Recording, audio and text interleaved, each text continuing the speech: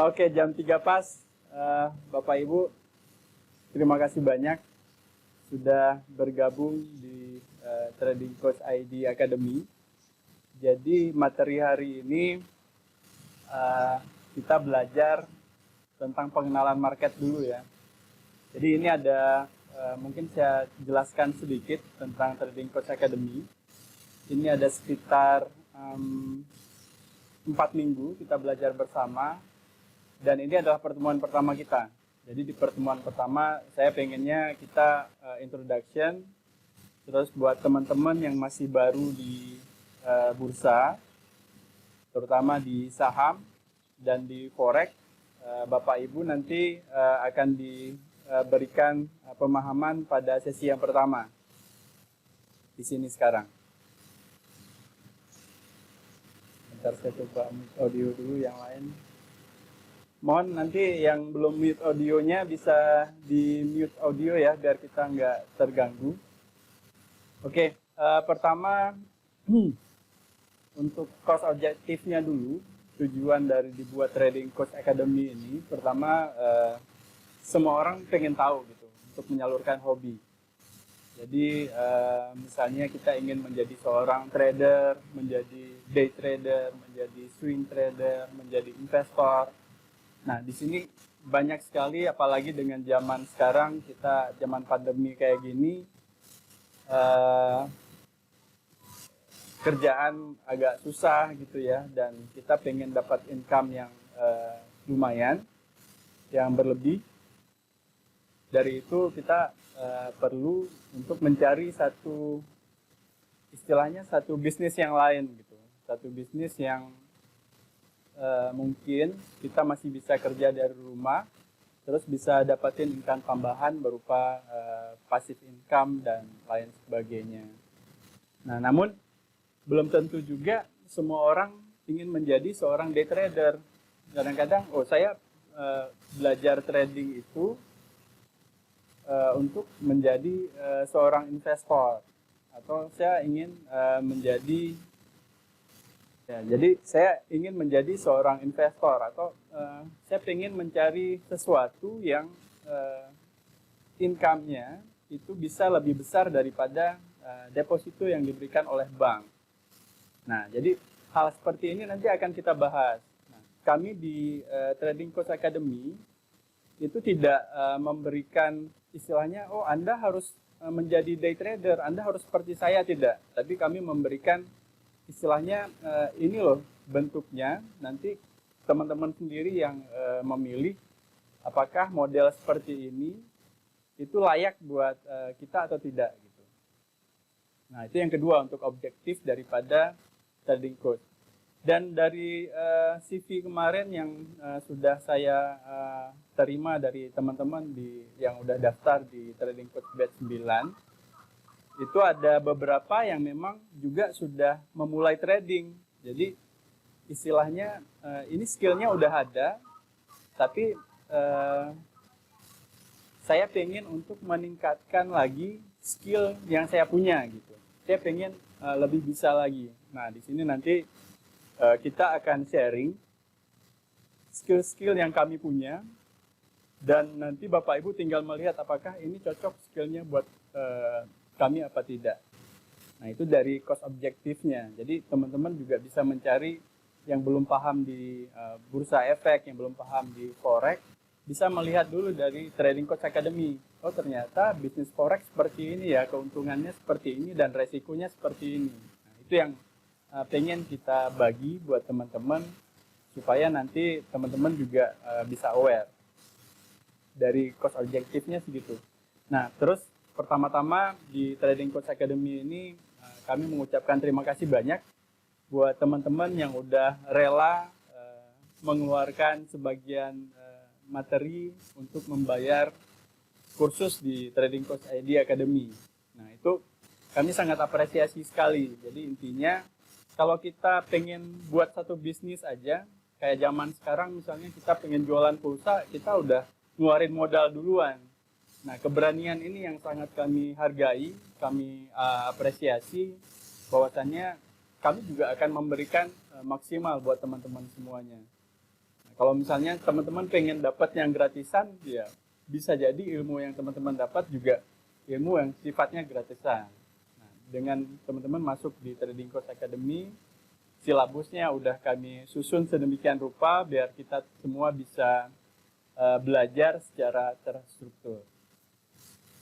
Oke, kita mulai aja untuk hari ini. Kita belajar tentang bagaimana menjadi seorang financial trader. Bagaimana kita menjadi seorang financial trader? Nah, pertama beberapa hal yang perlu kami sampaikan juga bahwa ada beberapa info-info penting yang Bapak Ibu harus pahami, yang teman-teman harus pahami sebelum masuk atau terjun ke dunia saham, terjun ke dunia forex, atau yang trading komoditas juga, trading indeks juga. Nah, sebelum kita masuk ke dalam how to become a financial trader, kami ingin memperkenalkan dulu yang nanti selama 1 bulan penuh mendampingi Bapak Ibu di materi Trading Coach. Yang di sebelah kiri pertama nanti ada Boy Ariandi. Beliau yang menemukan satu teknik namanya box trading. Nah, yang kedua, yang tangannya seperti ini, itu Pak Hartanto, Om Han, atau disebut dengan Om Han. Beliau yang menemukan Hans Q. Terus yang ketiga, saya sendiri. Yang keempat ini Pak Joko, yang kerja di Badan Pertanahan di Tanah Abang. Jadi semua kita ini bekerja secara aktif, dan mudah-mudahan dengan kita berbagi ilmu, semua itu bisa bermanfaat buat teman-teman. Nah, pertama saya ingin memperkenalkan diri dulu. Nah, saat ini saya sebagai praktisi di pasar modal, lebih banyaknya di bursa saham, dan saya mendevelop aplikasi untuk memudahkan kita untuk trading di bursa saham. Ada di websitenya itech.id, atau teman-teman bisa join ke channel Telegram itech.id. Nah, sebagai informasi aja, untuk teman-teman yang ikut di batch 9, teman-teman bisa dapat gratis bot yang udah kita buat, algoritmanya udah kita susun dengan rapi, untuk memudahkan teman-teman menyeleksi 620-an perusahaan yang ada di dalam Bursa Efek Indonesia. Jadi nanti setelah ini silahkan message ke saya lewat Telegram. Itu teman-teman bisa pakai selama 1 tahun botnya, dan nanti akan ada beberapa review juga dari kami bagaimana menyeleksi saham-saham yang berpotensi memberikan profit.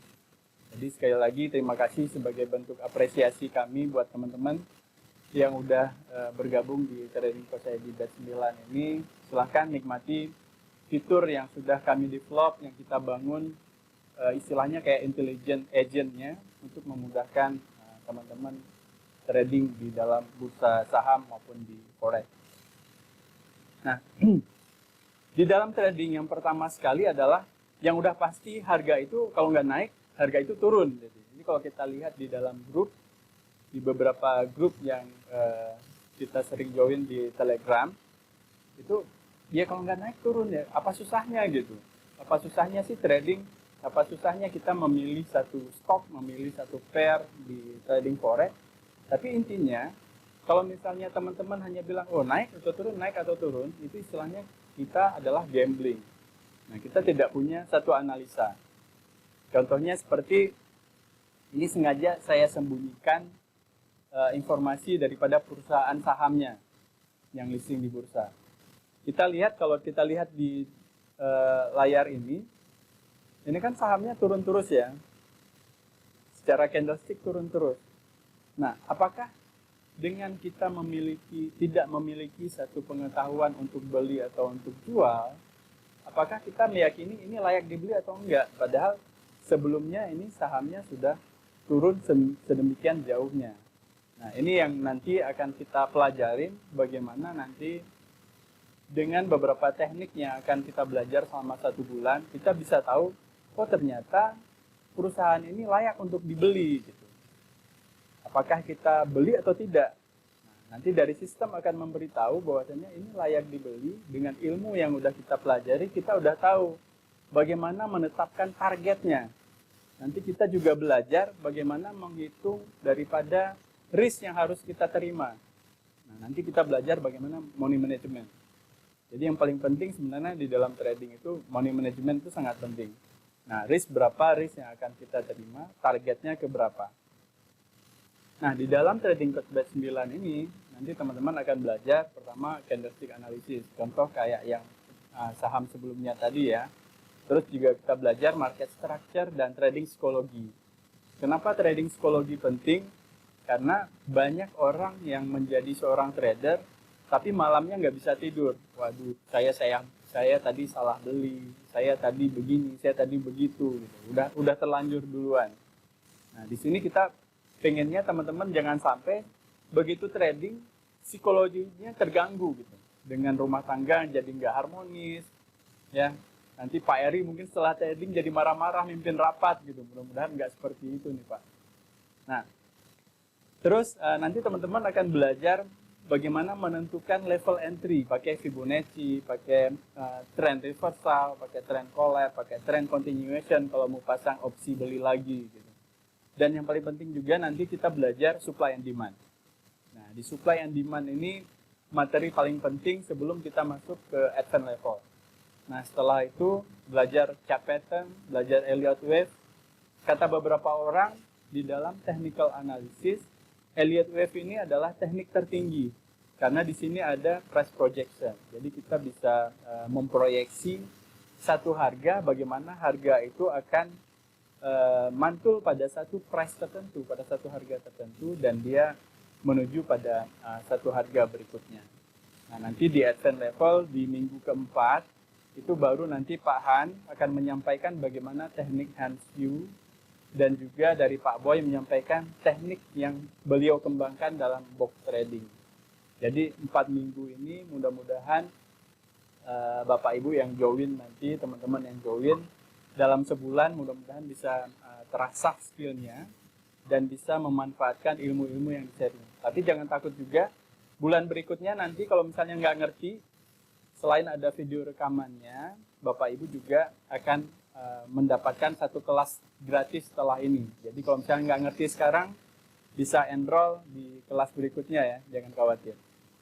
Nah, ini contoh yang tadi ya, ketika kita beli di harga ini, maka dia sampai ke targetnya. Nah, jadi ini bukan, istilahnya bukan sekedar guessing, bukan kita menerka-nerka apakah ini akan naik ataukah ini akan turun gitu. Tapi ada teknik yang akan kita pelajari. Intinya gini, kadang-kadang banyak orang nggak percaya bahwa the market always knows the news before the newspaper do. Jadi intinya dengan chart kita belajar candlestick, kita belajar chart pattern, belajar advance pattern, itu kita bisa mengetahui sebelum ada berita yang besar, sebelum ada satu big news yang keluar kayak di Forex Factory atau kayak di Kontan, kayak di Detik, kita udah bisa tahu duluan, oh ternyata ini marketnya mau naik.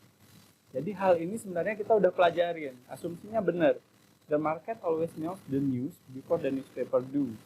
Jadi intinya ya dengan kita paham candlestick aja kadang-kadang kita nggak usah melihat lagi ke dalam berita-berita yang mungkin terlalu banyak yang ada di dalam berita sampai kita nggak bisa lagi untuk screening. Nah, ini contoh lain misalnya, saham Cepin. Nah, di sini dengan kita belajar nanti di materi candlestick kita udah bisa tahu Cepin ini kenapa layak dibeli kemarin. Ini yang baru-baru saya sampaikan. Contoh lain seperti Ali yang muncul tanggal 17 Mei kemarin. Nah, kenapa Ali layak dibeli? Karena di sini nanti kita belajar di trendline, di market structure. Ini rata-rata kemarin dalam 1 minggu sudah hit 18%. Nah, bahkan di Forex juga kita dengan belajar market structure, belajar chart pattern, itu kita udah tahu di mana area sell untuk gold, di mana targetnya.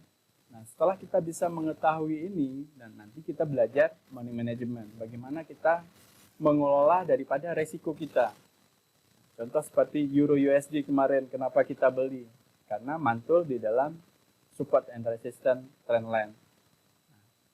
Nanti kita akan belajar itu. Tapi hari ini, kita belajar yang dasarnya aja dulu. Intinya gini, pertama, kenapa kita perlu untuk investasi? Ya, ini mungkin teman-teman yang baru terjun di pasar modal, terjun di investasi, terjun di forex, ini adalah satu pengetahuan yang teman-teman perlu pahamin dulu. Bahwasanya kalau kita lihat nilai uang kita yang selalu kita simpan itu setiap tahunnya tergerus oleh inflasi. Tingkat inflasinya terus bertambah, tapi return investasi dari uang yang kita simpan itu menurun. Nah, salah satunya adalah kita bisa akalin dengan memindahkan uang yang ada di tangan kita, yang memang uang dingin, itu untuk kita berikan ke dalam investasi. Misalnya saya bilang seperti nanti kita mau hitung biaya pendidikan anak. Kayak misalnya saya sekarang punya anak kelas 3 SD. Daripada saya letakkan di dalam deposito atau saya masukkan asuransi pendidikan, saya memikirkan dengan menghitung beberapa risk and reward ratio, saya pindahkan itu ke dalam investasi dalam bentuk saham. Kita beli saham-saham yang liquid, yang memang sekarang dari price value-nya, dari valuasinya itu sudah sangat murah. Nah, itu kita mulai beli setiap bulan, mulai menabung. Nah, intinya apa? Setelah 10 tahun nanti, itu return yang akan kita dapat itu melebihi dari investasi apapun yang sekarang ditawarkan seperti kayak asuransi pendidikan dan lain-lain. Nah, terus satu lagi kenapa kita perlu untuk investasi? Kalau teman-teman lihat ya, ini saya ambil dari analisa di kantor saya.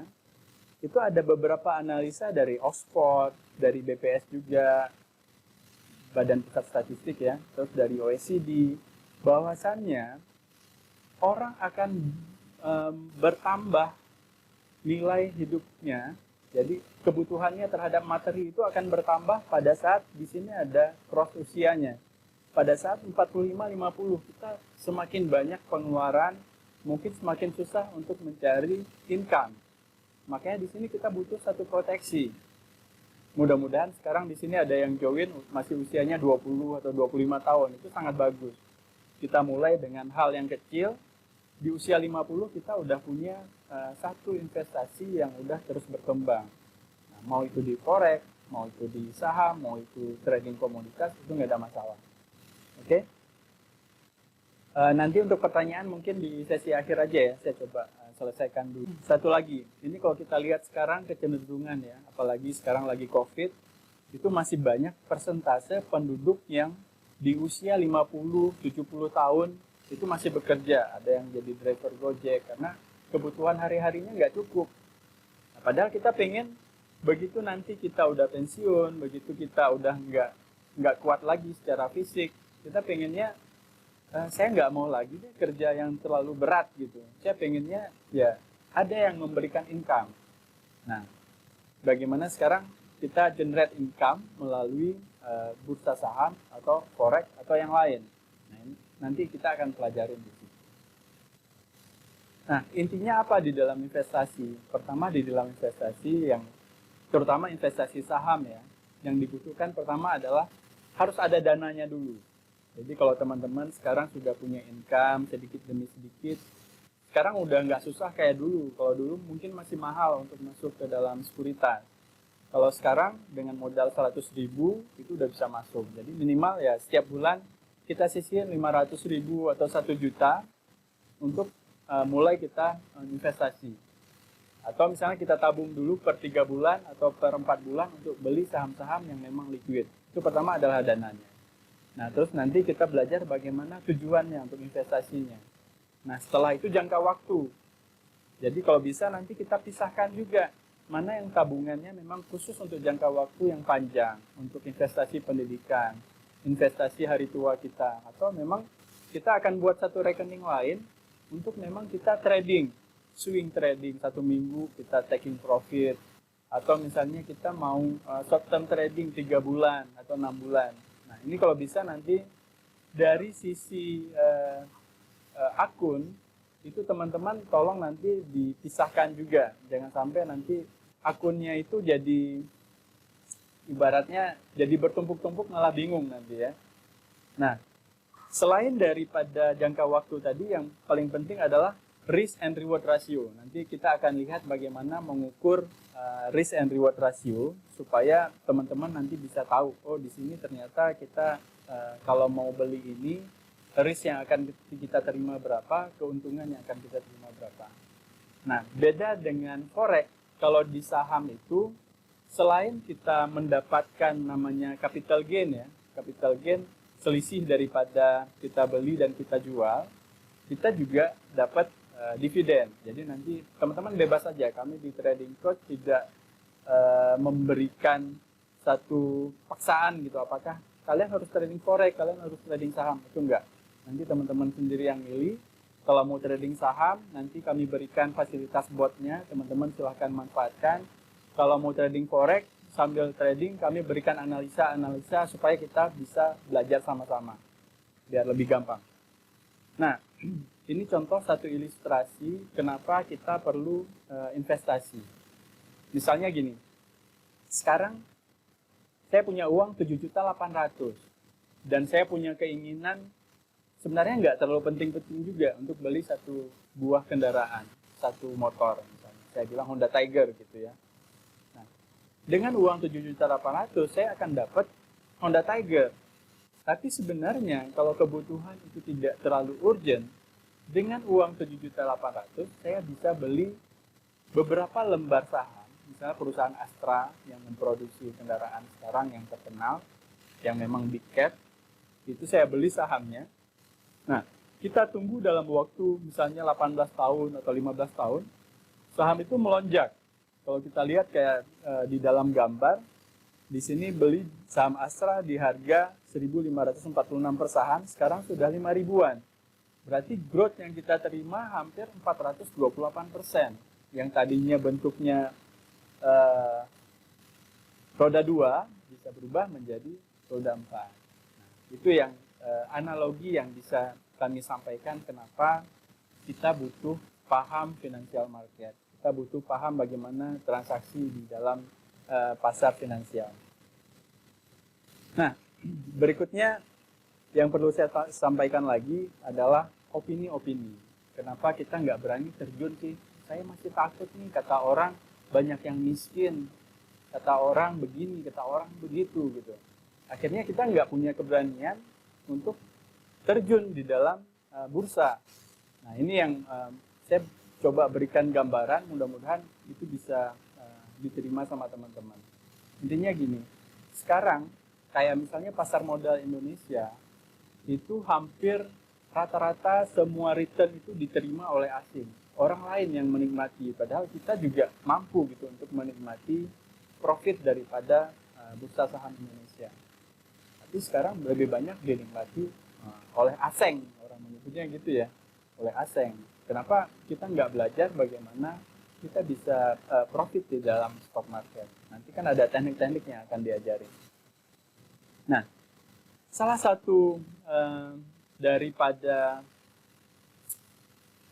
negatif opinion tadi adalah bahwasannya trading itu resikonya 60%, profitnya cuma 40% gitu. Nah, ini yang kadang-kadang membuat orang kok saya jadi males gitu ya untuk trading. Nah, jadi nanti ada strategi-strateginya akan kita sampaikan supaya trading ini bisa mengurangi daripada resiko. Nah, terus juga opini kedua, saham itu perlu modal besar. Nah, tadi saya sampaikan saham itu nggak perlu modal yang sangat besar. Bahkan dengan 100.000 kita udah bisa masuk ke dalam pasar sekarang ini. Bahkan di forex bisa pakai akun sen aja, dengan kita modal $20 kita udah bisa trading. Daripada kita trading di demo account, profit terus duit profit nggak bisa ditarik gitu. Kenapa nggak kita pakai modal yang lebih kecil dulu? Terus yang ketiga, opini yang ketiga adalah saya nggak punya knowledge untuk trading. Sebenarnya kita nggak perlu harus pakai knowledge. Cukup dengan memahami kondisi sekarang aja, itu kita udah cukup. Pergi ke Alfamart, ngelihat produk makanan, produk apa yang paling laris. Pergi ke bank, ngelihat mana bank yang panjang antrian. Lihat sekarang gaya hidup, ada orang beli mobil apa enggak, merek mobilnya apa, cari perusahaannya gitu. Atau kayak di zaman COVID sekarang ini misalnya kita bilang, zaman COVID sekarang ini kan orang sekarang di rumah aja, pasti kebutuhan terhadap ponsel, data itu besar. Oh, berarti perusahaan-perusahaan yang ibaratnya ada menjual paket data, itu lebih bagus untuk kita beli gitu. Nah, ini yang hal-hal pengetahuan seperti ini yang mungkin bisa kita gunakan tanpa kita harus belajar yang susah-susah.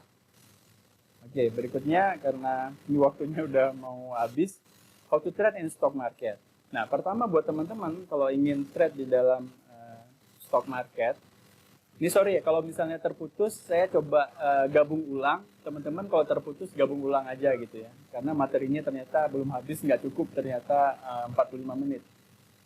Jadi how to trade in stock market, pertama teman-teman harus punya apa? Sekuritas.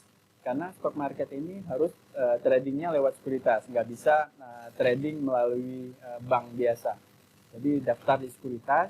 Kalau nanti susah daftar, nanti kami bisa bantuin buat teman-teman untuk punya sekuritas di bursa efek.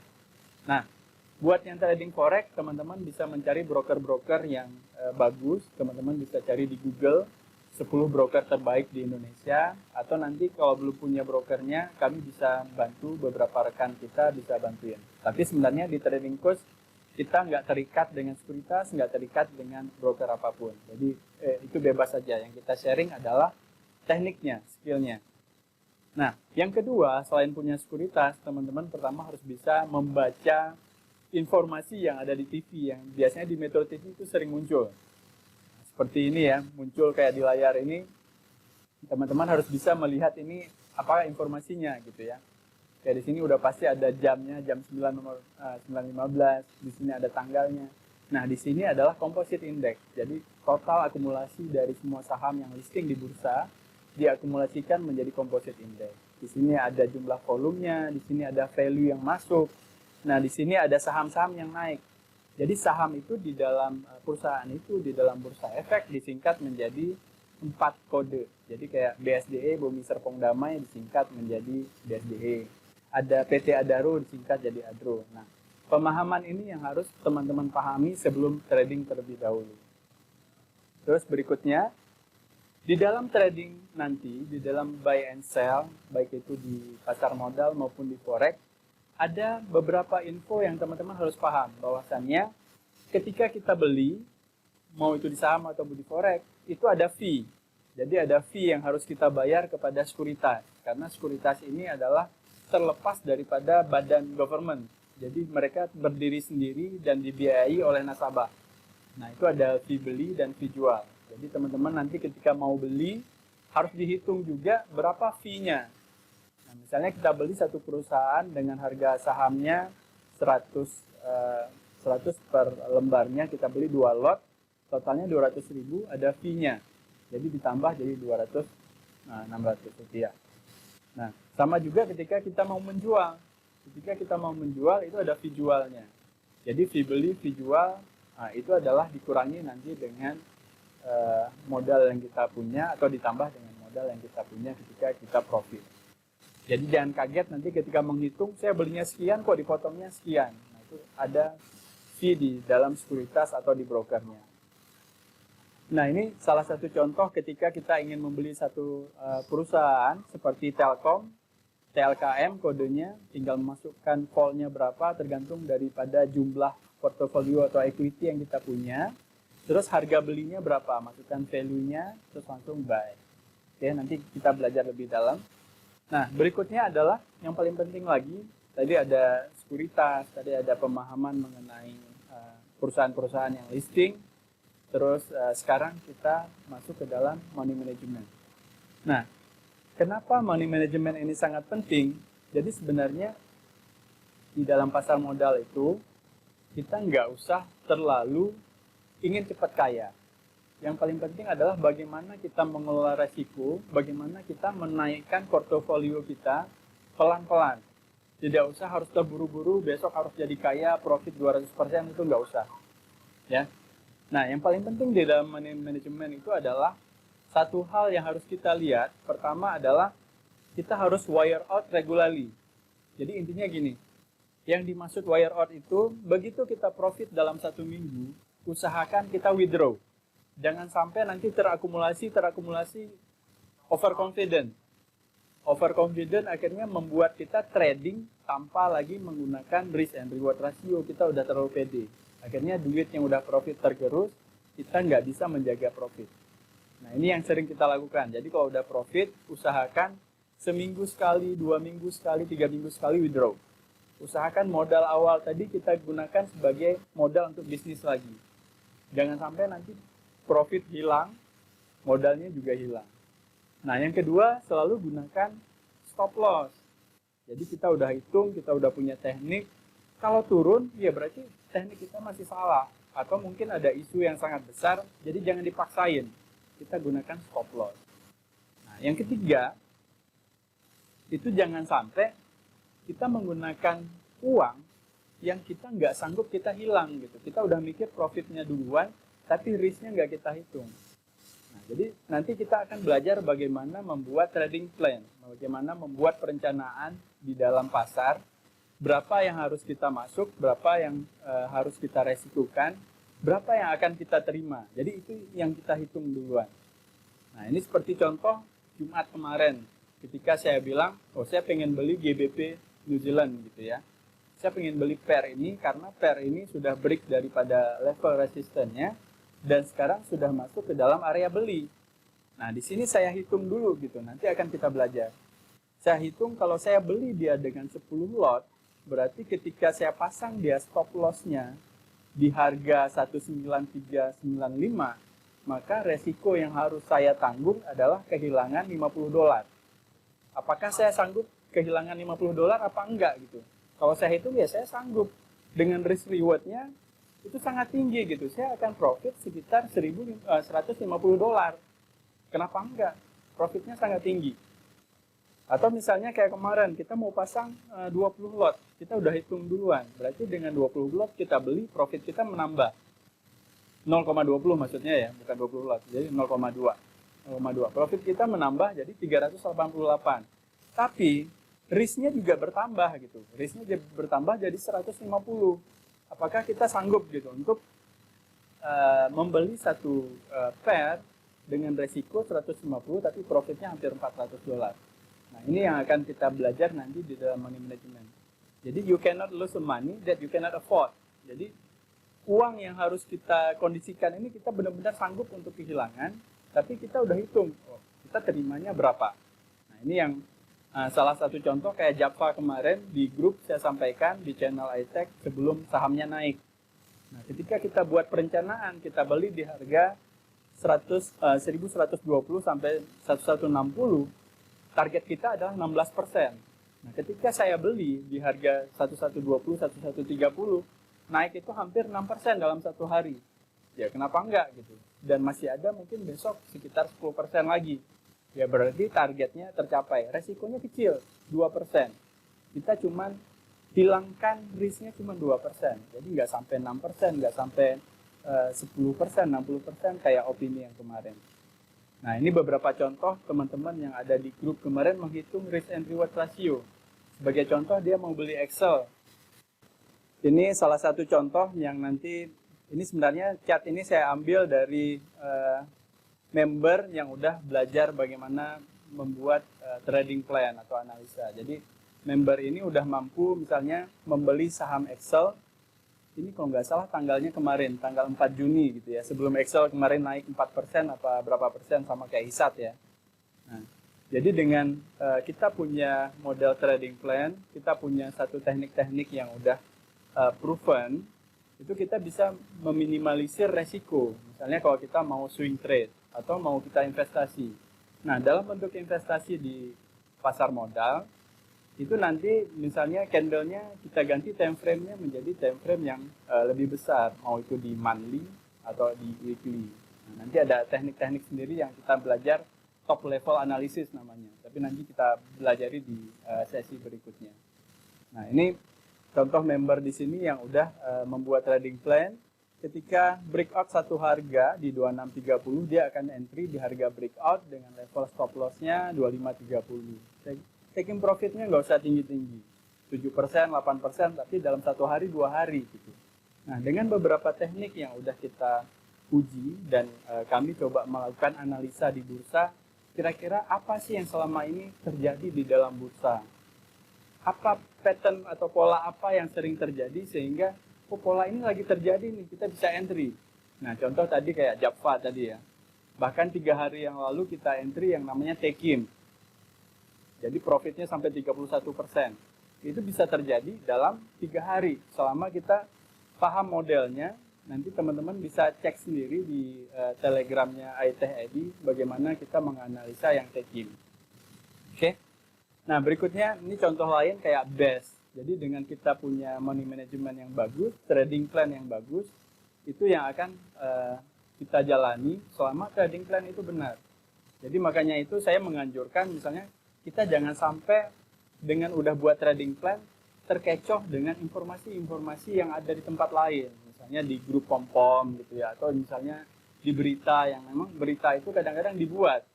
Tapi dengan kita udah paham teknik-teknik dan udah proven, kenapa itu nggak dijalankan? Ini contoh kayak BES, BSDE, atau SSIA kemarin yang udah naik sampai berapa, 12% atau 13%, saya lupa. Nah, itu yang akan kita pelajarin di dalam Trading Coach ID Academy. Nah, begitu teman-teman. Jadi materi hari ini bagaimana kita menjadi seorang financial trader di dalam baik itu pasar modal ataupun di dalam bursa forex. Nah, nanti misalnya kalau misalnya ada pertanyaan, silahkan kita diskusi di grup. Kalau ada pertanyaan sekarang, silahkan saya buka pertanyaan. Kita menunggu mungkin 10 menit untuk sesi tanya jawab. Demikian paparan dari saya. Terima kasih banyak. Happy trading dan happy invest.